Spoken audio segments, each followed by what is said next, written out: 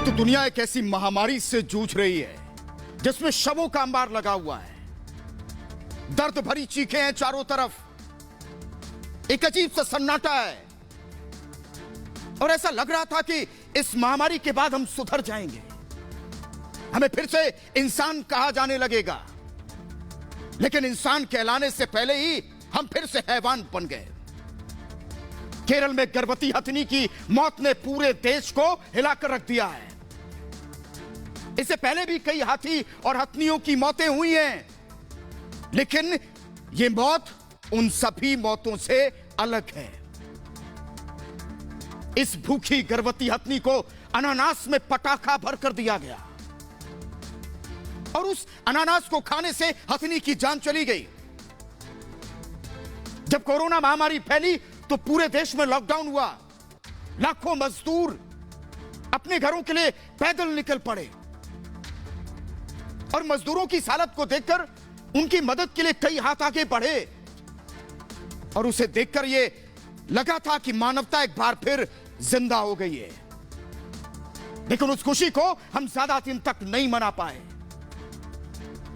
हमारी वो खुशियां एक ही झटके में चकनाचूर हो गई। सोचिए जरा, अगर आप भूखे हो और आप किसी से खाना मांगे और वो आपको जहर दे दे खाने में, तो क्या होगा? और एक बेजुबान भूखी गर्भवती हथनी को अनानास में बारूद भरकर खिला दिया। क्या हम इंसान कहलाने के हकदार हैं या हमें इंसान कहा जाना चाहिए? मैं तो पूछता हूं कि क्या कोई हमें बताएगा कि इंसान और भेड़िए में ज्यादा हिंसक कौन होता है? मैं तो कहता हूं कि उस हथनी का हत्यारा वो अकेला इंसान नहीं है, उसके हत्यारे हम सब हैं और हम सभी ने मिलकर उसकी हत्या की है, मारा है। और मैं ऐसे समाज पर लानत भेजता हूं जो एक घायल हथनी को नहीं बचा सके। वो कौन है जिसने भूखी हथनी को बारूद भरकर अनानास दिया? कौन है वो मानसिक बीमार? क्या हमारा पूरा समाज ऐसे ही बीमार है जो बेजुबान जानवरों को इतनी दर्दनाक मौत बांट रहा है?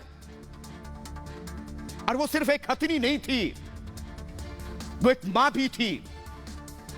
उसके गर्भ में एक मासूम बच्चा पल रहा था जिसे वो इस धरती पर आने से पहले यहां का हाल सुनाती थी। इंसानों का बहुत अच्छे होते हैं। उसके जन्म लेने से पहले उसके अरमानों में पंख लगाया करती थी, लेकिन अरमानों की डोली उठने से पहले ही उसकी अर्थी उठ गई। जन्म लेने से पहले ही उसका कत्ल कर दिया गया। जिस मासूम ने आंखें तक नहीं खोली थी, उससे पहले ही उसे मौत की नींद सुला दिया गया। और गर्भ में पल रहा वो मासूम अपनी मां से सवाल कर रहा है कि मां, मैंने इस दुनिया का क्या बिगाड़ा था? मैंने तो जन्म भी नहीं लिया और मेरे जन्म लेने से पहले ही मुझे मार दिया गया। मुझे किस दोष की सजा मिल रही है?